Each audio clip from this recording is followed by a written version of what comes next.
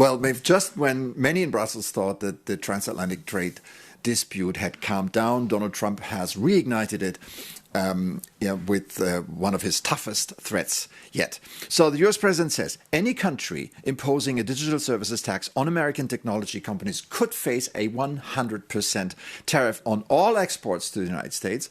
And he insists those tariffs would supersede any existing trade agreements. Now, the immediate targets here are European countries. For years, several EU member states, including France, Spain, Italy, have argued that US tech giants such as Google, such as Amazon, Apple, or Meta generate billions of euros in revenue in Europe while paying very little tax. And digital service taxes are designed to make those companies contribute more where they do business, which is actually here. Washington, however, sees these taxes as discriminatory because they disproportionately affect American tech companies.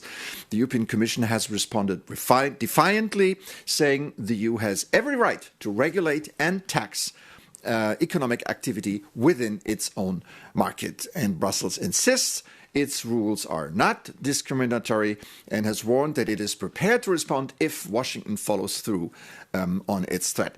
The timing here is significant, Maeve, because only weeks after the US and the EU reached a broader trade understanding that capped most tariffs at 15%, digital taxation remains one of the most important unresolved issues, and Trump latest warning now risks opening an entirely new front in the transatlantic trade relationship.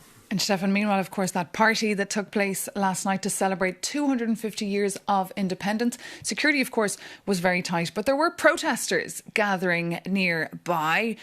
Some NGOs like Greenpeace rolling out banners saying war, greed, energy crisis. What is there to celebrate? Now, of course, the motto of the gathering last night was 250 years of independence, building our future together. Stefan, that sounds almost ironic given President Trump's real feelings for Europe. You were at the party last night.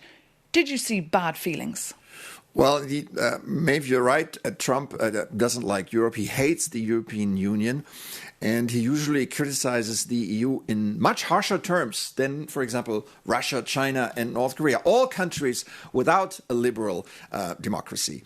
And on that motto, building a future together, look, it was a garden party to which U.S. embassies in foreign capitals typically invite host country officials and diplomats around the American Independence Day.